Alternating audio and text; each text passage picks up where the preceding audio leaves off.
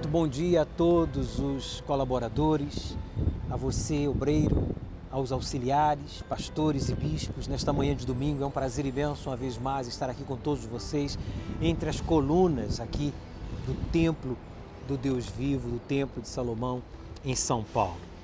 Vamos dar continuidade à nossa meditação na primeira epístola de Pedro, capítulo 4, versículo 14. Antes eu gostaria de fazer uma oração. Eu peço que você respire profundo, que o poder do Espírito Santo lhe envolva todos nós, e o cansaço, a dor, o mal-estar, a ansiedade, a irritação, a preocupação, diga, saia! E que você receba força, receba saúde, paz, e absorva o Espírito da Palavra de Deus, que não voltará vazia para Ele, mas se cumprirá o seu objetivo, produzindo fé em todos nós. E você que crê, diga amém. No versículo 14 do capítulo 4 de 1 Pedro, está escrito: se pelo nome de Cristo sois vituperados, quer dizer, insultados, rejeitados, ignorados ou ultrajados, bem-aventurados sois, porque sobre vós repousa o Espírito da glória de Deus. Quanto a eles, é ele sim blasfemado, mas quanto a vós é glorificado. Então, se as pessoas se deixam usar pelo mal para nos insultar, para nos ultrajar, vituperar, como está escrito aqui, somos bem-aventurados.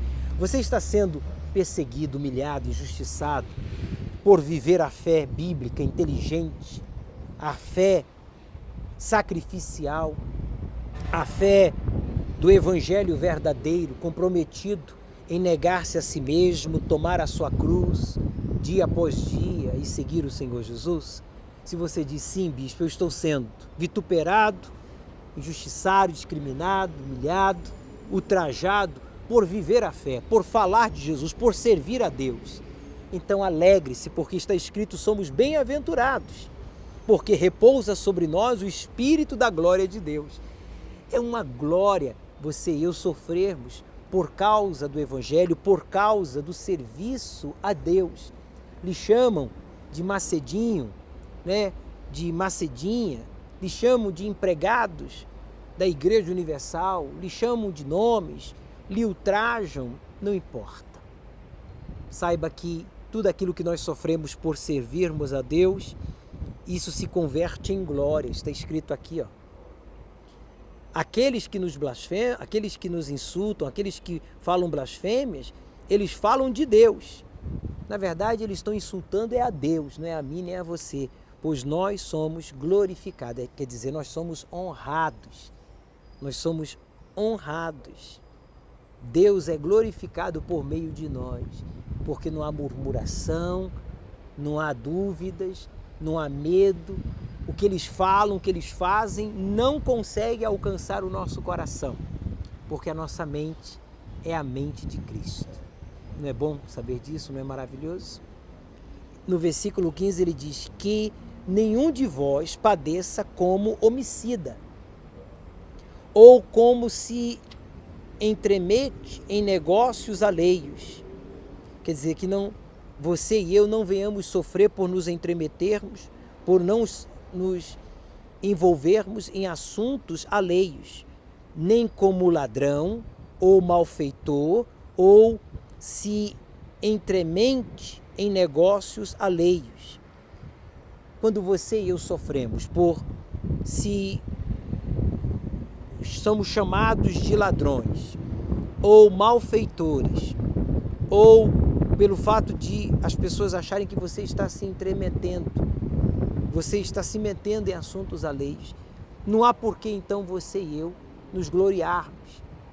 Mas se você está sendo chamado ou considerado como homicida, padecendo como se fosse, mas não que você seja homicida, você não promove o ódio, você não promove a violência, você não pratica o roubo, você não toca no que é de Deus nem no que é dos outros. Você não é um malfeitor, você é um benfeitor. você é um cumpridor das leis de Deus e dos homens. E você não se entremete, é entremete que se diz, né? Em assuntos alheios. Você não fica se metendo, se envolvendo em assuntos dos outros, mas cuida de si. Então, se você está sofrendo por ser acusado ou por padecer, que não seja por nenhuma destas coisas, mas sim por servir a Deus, por viver a fé.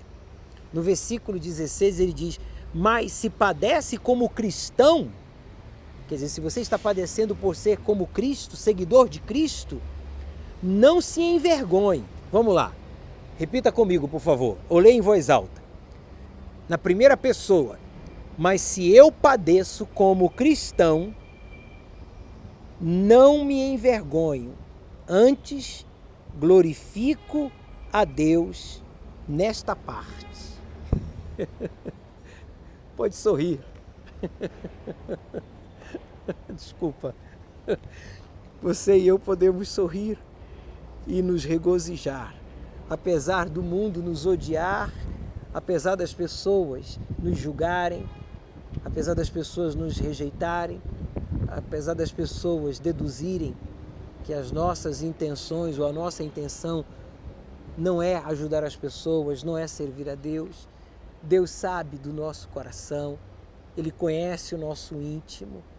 E você, obreiro, colaborador, você, homem de Deus, deve se regozijar, devemos nos gloriar, como está escrito aí.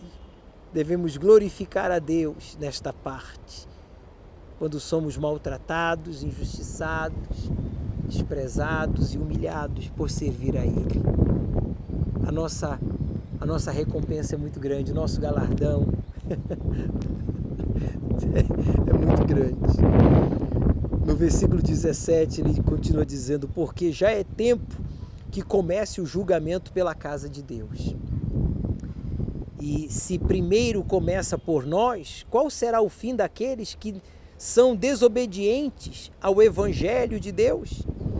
Então não fique assustado, abismado com a apostasia que acontece nos nossos dias. Isso é o cumprimento de um dos últimos sinais de que Jesus está voltando para buscar a sua igreja, a apostasia, obreiros, membros, pastores, bispos se apostatando da fé.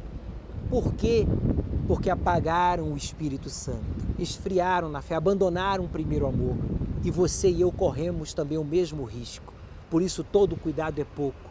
Ao invés de você ficar julgando, condenando, criticando os outros, ou olhando para quem caiu, ou para quem deixou de cair, ou para quem se apostatou da fé, olhe para você, cuide de você. Não foi por acaso que Jesus disse, cuidai ou olhai por vós mesmos. Então ele diz aqui, olha, já é tempo que comece o julgamento pela casa de Deus. O julgamento de Deus não começa fora, entre os incrédulos, os ímpios, os injustos, porque eles são ignorantes da palavra, dos ensinamentos. Mas você, eu, nós que temos sido tão agraciados, com tanta informação, revelação, propósitos de fé, você e eu que somos conhecedores da palavra, o julgamento de Deus começa dentro da sua casa e se estenderá para fora, para os ímpios, para os perdidos. Mas ele diz, né? Se primeiro começa por nós, qual será o fim daqueles que são desobedientes ao Evangelho de Deus? Então, todos que são desobedientes ao Evangelho de Deus, dentro da igreja e fora da igreja, sofrerão as consequências, serão reprovados, estarão apagados, tristes, tentarão ainda fazer, talvez, da palavra de Deus um negócio, abrindo uma igreja aqui, uma igreja ali, igreja para isso, igreja para aquilo, igreja para esse gosto, igreja para aquele gosto. Isso é muito grave aos olhos de Deus, porque não se pode comercializar, banalizar a sua palavra. Pessoas que, infelizmente, não têm um testemunho de caráter, de vida, pois não viveram aquilo que pregaram e por isso não podem viver o que ainda pregam ou insistem em pregar. Mas isso é responsabilidade de cada um. O que você e eu temos que fazer é olhar para nós, cuidar de nós mesmos, da nossa fé, da nossa salvação. E é isso que o Espírito Santo revela aqui, que aqueles que não obedecem, mas desobedecem o Evangelho de Deus, terá um fim terrível, catastrófico, horrível, horroroso. Oremos por eles e cuidemos de nós. Bem, finalizo hoje a meditação aqui desde o Templo de Salomão. Uma boa continuação de reunião para todos vocês. Um dia de domingo abençoado em família, com proteção, saúde e sabedoria. E nos veremos na iurte ou nas nuvens. Até lá!